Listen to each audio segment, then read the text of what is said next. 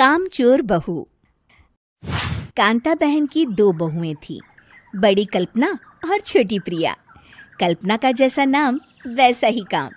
सारा दिन कल्पनाओं में रहती, ना कोई काम करती ना कोई धाम। अरे कल्पना बहू, जरा अच्छी सी चटनी पीस दे, आज कुछ मजेदार खाने का मन है। पेट में जलन हो जाएगी माँ जी बुढ़ापे में, और वैसे भी मेरा काम करने का वक्त शाम का है, अब प्रिया को ही बोल दो। इतना कहकर कल्पना वहां से चली जाती है। कांता कल्पना के ऐसे रवैये से काफी परेशान रहती हैं। मैं बना देती हूँ माँ चटनी, ऐसा बोलकर प्रिया माँ को चटनी बनाकर प्लेट में खाने को देती है कि तभी वहां कल्पना आ जाती है।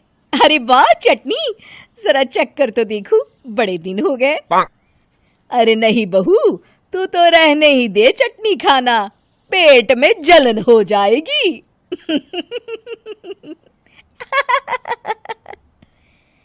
इतना कहकर कांता और प्रिया दोनों हंसने लगते हैं। कल्पना सारा दिन या तो मोबाइल में यूट्यूब देखती या फिर सोती रहती। उसका कमरा भी बिखरा और गंदा रहता। एक दिन कल्पना का पति अशोक उससे कहता है, अरे कल्पना, जानवर भी उस जगह को साफ कर लेता है जहां वो बैठता है, तुम तो इंसान हो, कैसे इतने गंदे कमरे में रह लेती हो? देखो सारा सामान यहाँ वहां बिखरा पड़ा है। ज्यादा अपनी माँ का बोल ना बोलो। हाँ, कमरा तुम्हारा भी तो है, गंदा लग रहा है तो साफ कर लो। पता नहीं तुम्हारे साथ मैं कैसे जिंदगी बिताऊंगा। इतना कहकर अशोक वहां से चला जाता है। कल्पना बस खाना खाने कमरे से बाहर आती और फिर से कमरे में चली जाती। इससे कांता बहन काफी परेशान रहती। एक दिन प्रिया कांता से कहती है, माँ, मैं सारा दिन काम करके थक जाती हूँ, आप कल्पना दीदी से कहिए ना कि सुबह और शाम का काम बांट ले। मैं तो अब सिर्फ एक वक्त का ही काम करूँगी। हाँ। अरे तू वो भी ना करना, एक बहू तो कामचोर थी ही, दूसरी भी आ गई काम ना करने के बहाने लेकर। तभी वहां प्रिया का पति रमेश आ जाता है। माँ, मैं देख रहा हूँ भाभी कोई काम नहीं करती, प्रिया सारा दिन घर और रसोई का काम करती है, अब कुछ करो ना माँ। कांता मन में कुछ सोचती है और कल्पना के पास जाती है। कल्पना फोन पर मेकअप करना देख रही होती है। कल्पना, तुम सारा दिन बस मोबाइल देखती हो, घर का कोई काम भी कर लिया करो। प्रिया सारा दिन काम करके थक जाती है, आज से मैंने फैसला किया है, एक वक्त का काम तुम करोगी, सुबह का खाना तुम बनाओगी और रात का प्रिया। आप लोगों ने काम को हव्वा बना रखा है। अरे पता नहीं थोड़ा सा ज्यादा काम करने में आप लोग घबरा क्यों जाते हैं। और हाँ, बहुत ज्यादा प्रिया की तारीफ मत करिए मेरे सामने, बड़ी बहू तो मैं ही रहूंगी। मैं कुछ नहीं जानती, कल सुबह मुझे वक्त से खाना चाहिए, रसोई में आ जाना, वरना कल से तुझे खाना नहीं मिलेगा। अगली सुबह कल्पना रसोई में नहीं आती है। वो देर से सोकर उठती है और बाहर आकर कहती है, अरे भूख लगी है, आज खाने में क्या है? इतनी देर हो गई, आज किसी ने मुझे उठाया भी नहीं, पता नहीं कहाँ है सब। कल्पना को घर में कोई नहीं दिखता। वो रसोई की तरफ जाती है जहां बड़ा सा ताला लगा होता है। अरे रसोई में ताला? ओ, मैं तो भूल ही गई थी। माँ ने आज से सुबह का खाना मुझे बनाने को कहा था।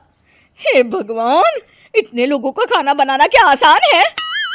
तभी घर के सारे सदस्य बाहर से वापस आते हैं।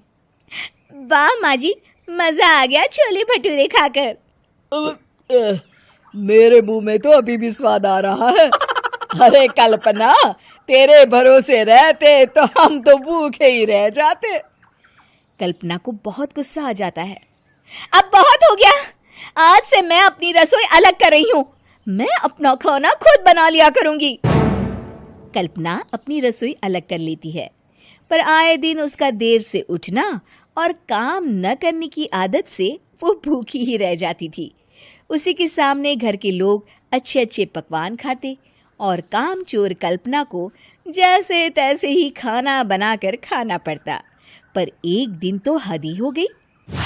माँ, दीदी आज सुबह से कमरे से बाहर नहीं निकली, हमें जाकर देखना चाहिए। सो रही होगी कामचोर कहीं की, पर तुम कहती हो तो चलो देख लेते हैं उसे। कल्पना कमरे में पेट पकड़कर बैठी होती है। हाय मेरा दर्द, पेट दर्द के मारे मर रही हूं मैं।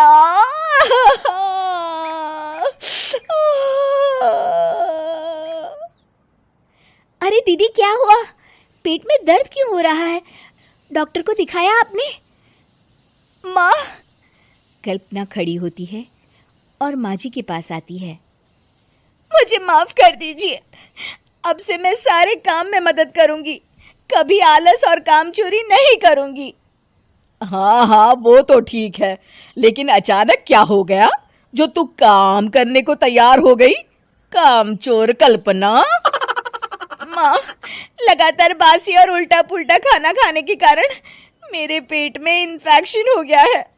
काम न करना पड़े इसलिए मैं 2 दिन का खाना एक दिन ही बना लेती थी। बासी और खराब खाना खाने के कारण लेने के देने पड़ गए। पेट में दर्द हो रहा है।